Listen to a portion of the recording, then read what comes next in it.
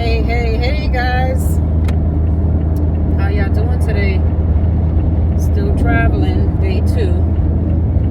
Today's the last day to get there. So just wanted to drop some content today. A couple things that was on my mind. But before I start, I hope y'all liked my video from yesterday about the cop shooting of Sonia Macy. I know my editing was a little janky. That's because I was trying to multitask, and when I use CapCut, it changes the ratio of my video size, which I don't like. And I've been trying to figure out how to make it the same size as what my usual video is, but it's been really difficult. I might need some services, editing services.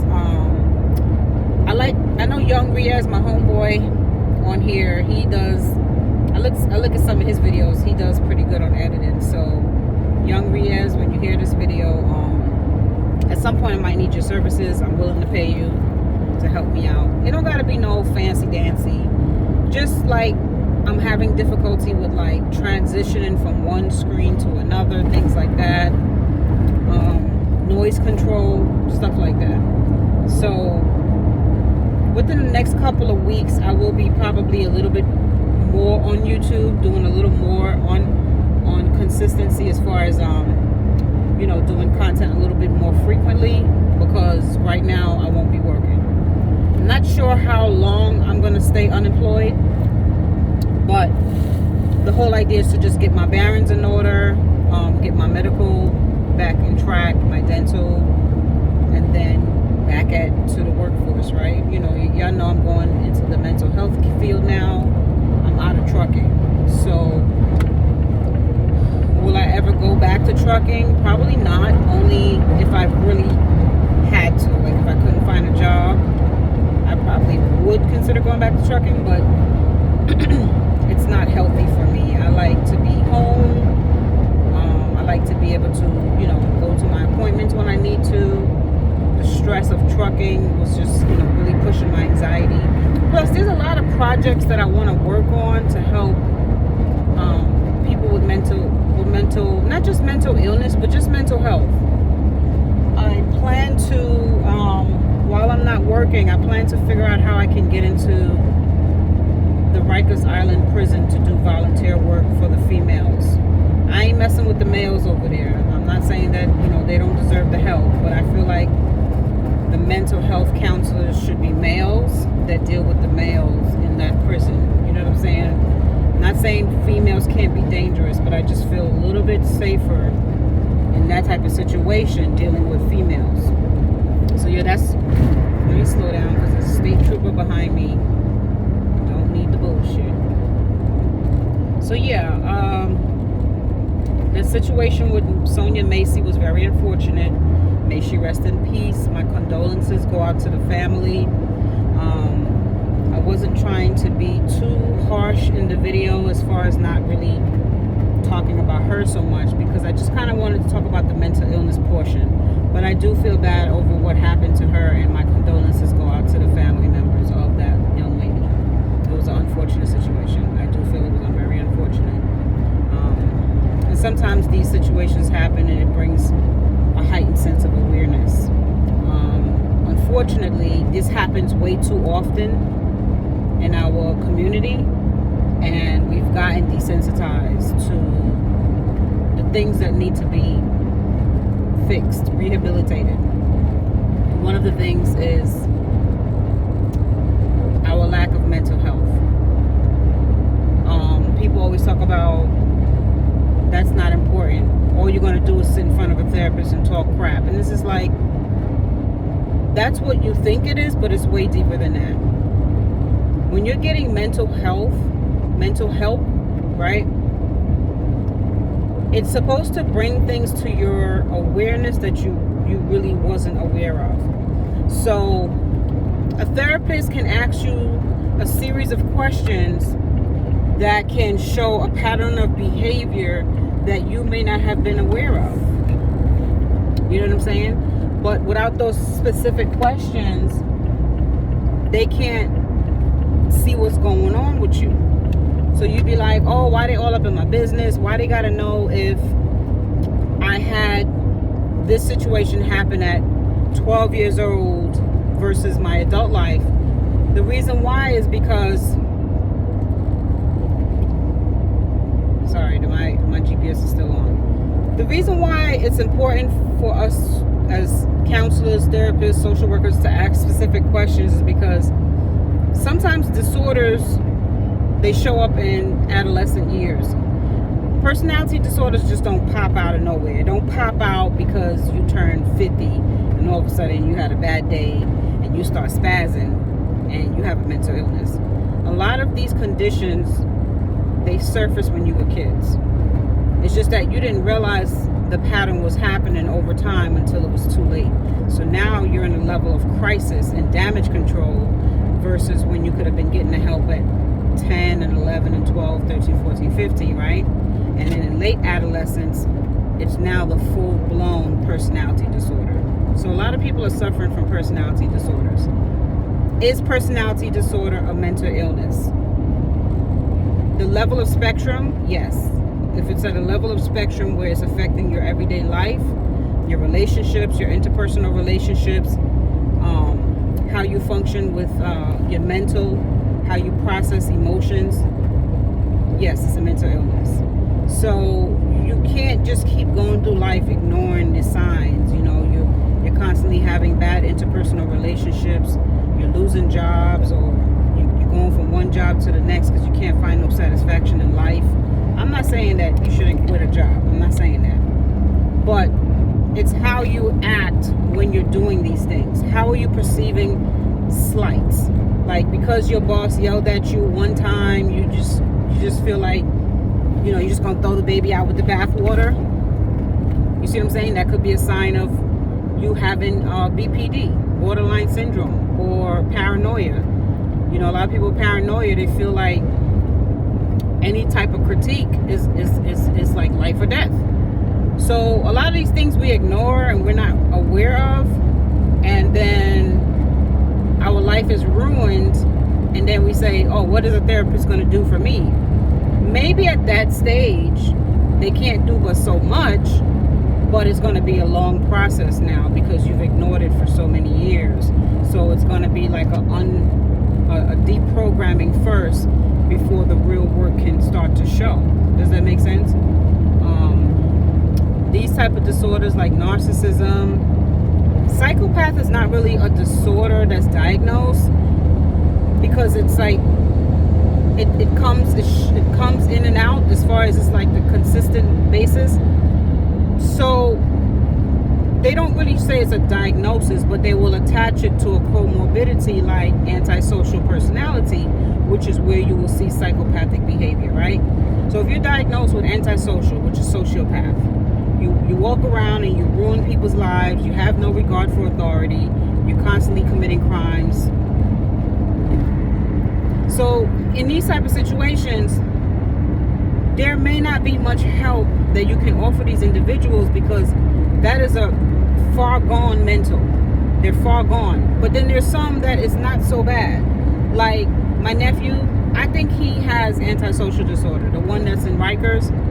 But if we catch him at this age now, he can get the help he needs. He does have empathy. So I don't think he's high on the spectrum of this antisocial. But what drives him to do like petty crime is the lack of resources.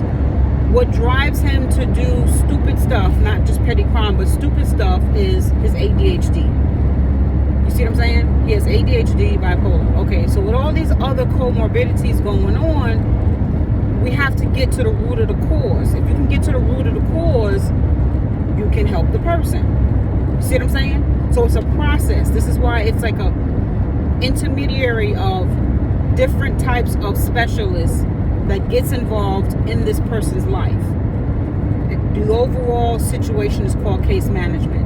I'm in my car and I'm thinking about going in the weigh station because I'm so used to being in the truck. But when you're in the truck, you got to go through the weigh station. I just passed the weigh station. So you got to get you got to get to the root of the cause of the person with the mental health problem, right? So case management is like a combination of your medical doctor, your therapist, your counselor, your peer coach. All these people play a vital role in this person's life. So when they miss a medical appointment, right, it could affect their counseling, because they might have, let's say, diabetes or something, and they missed the appointment. So now they're stressed out. So that could affect their ADHD, because now they're worrying about something else. You see what I'm saying? So all of these intermingling situations is why it plays a vital role in their care plan. So now you got a police officer coming on the scene. He don't know that this person got all these people watching over them. You see what I'm saying? He just gets the phone call that some shit popped off, and he's there to execute. They're not there to take care of the community. They're trying to rehabilitate the police system, but you got to remember there's other things at play when it comes to the police system, the police force, the judicial system. It's ran under the powers that be. So the powers that be, their whole intent is to eliminate your survival skills, eliminate your instincts, and instill it with fear, right? And then when you have fear, you can be easily programmed. I can tell you what to do. If you have fear of me, or fear of everything that goes on around you, I can easily program you to do what I need you to do. But if you have instincts, and your survival instincts are strong, and your need for self-preservation is strong, you're not going to allow somebody to like come give you the okie doke and tell you some bullshit, and you be like, okay, I'm gonna just do that.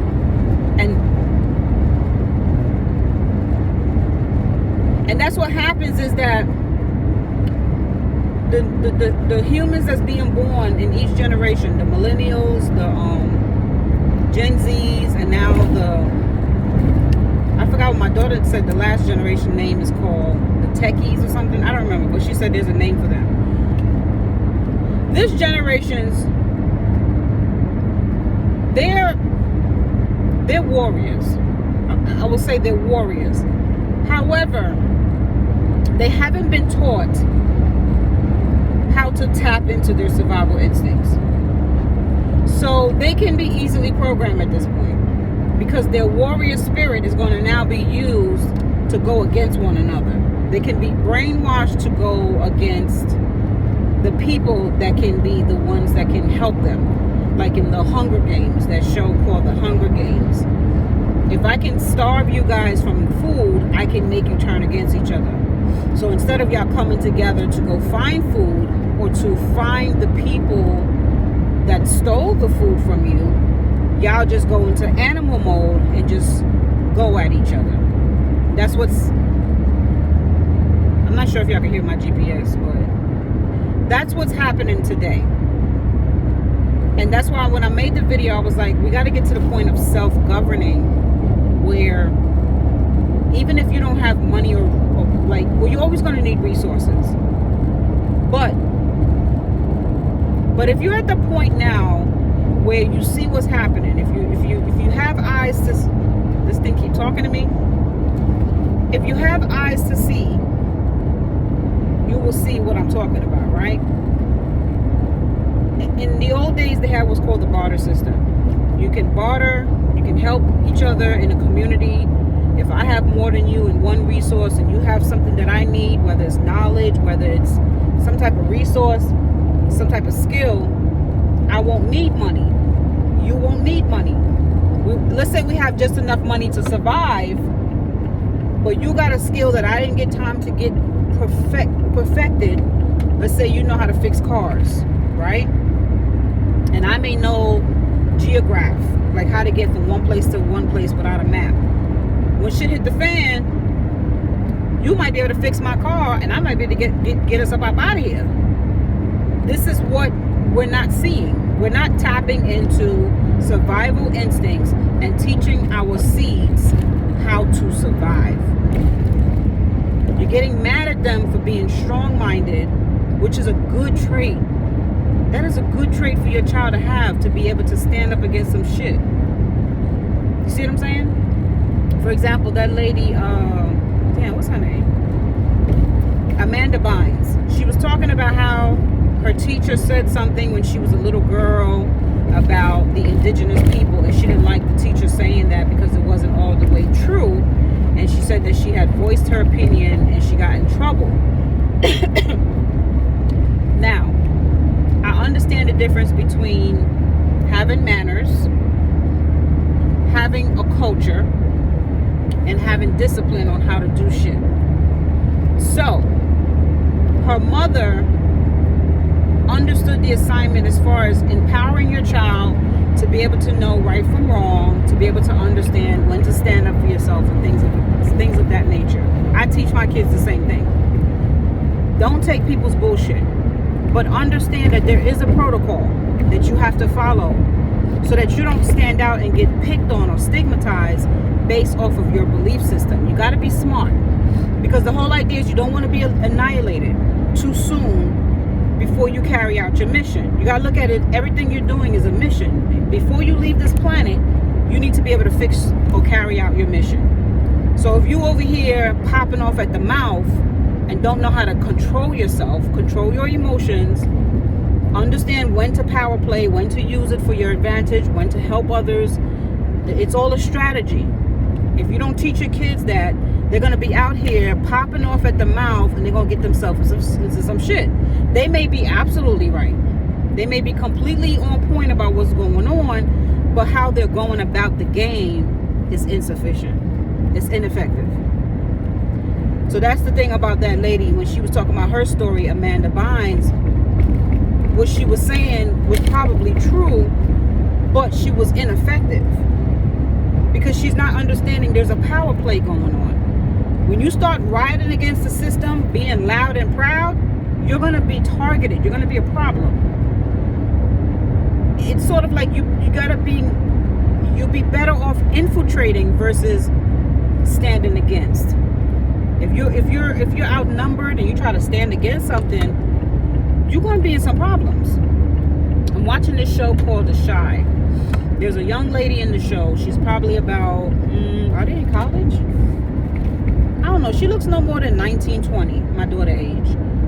And she doesn't like the way the college system is set up, where the white people, their children get a free ride on some shit, maybe some scholarships, maybe they know people or whatever. But then she was saying how like the blacks, they get more debt. And just like the whole college thing is just a fraud, she was saying.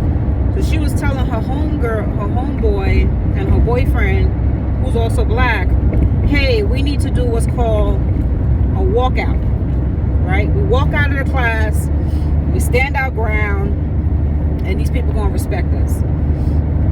And it's like, honey, I get where you're going with this. And even the little black boyfriend was like, I'm not feeling that. Hold on. He was like, I'm not feeling that, because first of all, my mom is going to get mad at me. She just started giving me privileges, and she just started trusting me to do the right thing, and now you want me to walk out of class? I don't know about that. And she's like, oh, you a punk, you stupid. And then she ended up leaving him, breaking up with him to go with his best friend. But she's talking about power to the people, but she's sleeping with his best friend. So the concept that I got from that situation is that you could have a good idea about stuff being bad, but how you implement it can make or break a situation. So she walks out of the class and none of the other students was there. They didn't want to deal with it. They didn't want to, you know what I'm saying? So now she's out there looking like a college delinquent. So what would be a better situation in that situation? Well, one of the better situations is you have a powerful father. Her father was down with the mayor and helping the situation with the community. If she would have really tried to work with her father, he could have implemented some new rules in that college for her.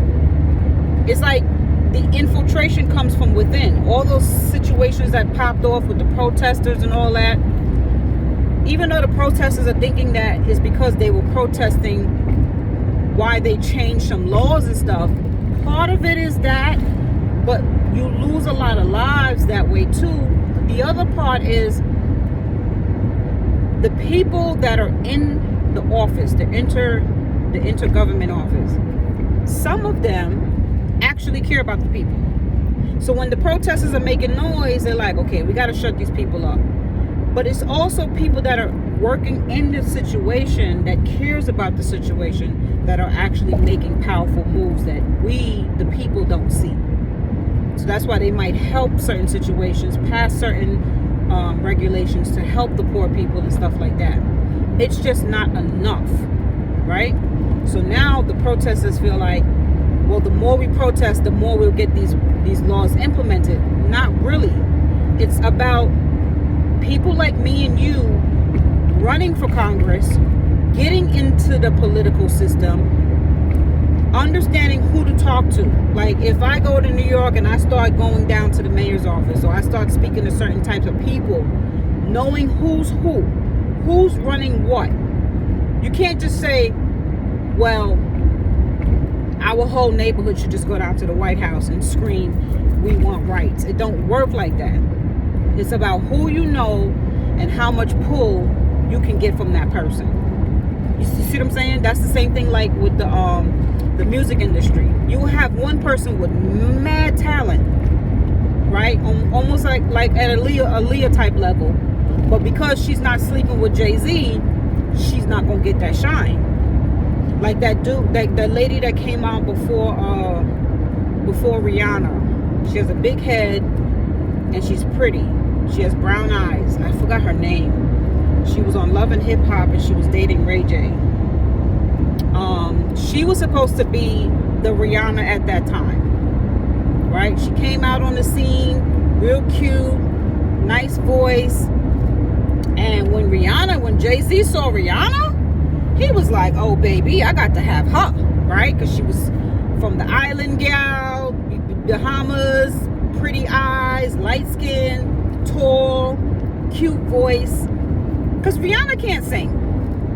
She can't. She just got a nice little weird bohemian voice. You know, that little raspy, cracky type voice, right? And she can carry a tune. But she ain't no Aaliyah. She ain't no Patti LaBelle. She ain't no Beyonce. Beyonce can't really sing either. She just got... It's kind of hard to describe. But Beyonce screams. She screams when she has a powerful voice, but to me she can't sing, but she has talent. So when scouts go out there and they look for people, they're not just looking to see who can sing, because you could sing, that don't mean you're gonna bust an album, that don't mean people gonna like your songs. You gotta have that appeal that people like. You gotta have that whip appeal where if I put on a Beyonce beat, I know that's that bitch. I know she's going to drop an album. Because Beyonce, she's that bitch. She believes in herself. She believes in her music. And she has the appeal. You see what I'm saying? Rihanna has the appeal. That other chick, I didn't get to see her enough. I didn't see her shine enough. But if I can look at her from back then and look at Rihanna, I can tell Rihanna would have outdone her. I don't know, but that's what Jay-Z saw too. You gotta remember, he scouts talent. He understands talent. These people, they sit in studios all day and they watch people's talent. That's why they had to get rid of Nas. You see what I'm saying? That's why they had to bump Nas out of there, because they knew Nas, people like Nas and them, they would have wrecked Jay-Z. They would have been too much competition. So there's another girl named Amari or something, start with an A. She looks Native American. They didn't like her either. She was popping on the charts too. They couldn't have people that was beautiful, like good looking, sultry. When you sultry and you competing with another female and she's sultry too, oh, somebody got to lose. They don't like when it's too much competition. That's why you don't see too many females all competing at one time. They always try to knock somebody out the way. So with us being we're all basically groomed. It's called operant conditioning in psychology. It's called operant conditioning, where I can make you react to how I want you to react. So I put different levels of stimuli and train you on how to deal with real life. And this is what they do all through different scenarios worldwide, right? But in America, it's highly prevalent because America is an oppressive state. It's an oppressive country, I'm sorry. America is subliminally communistic, but they make you feel like you have freedom, right? So when you're living in a society where, oh my gosh, I know where I'm going. I might as well just turn this off at this point. But if I move this, I might end the video. America is an oppressive state. It's in an oppressive situation. We're under like a Hunger Games mentality.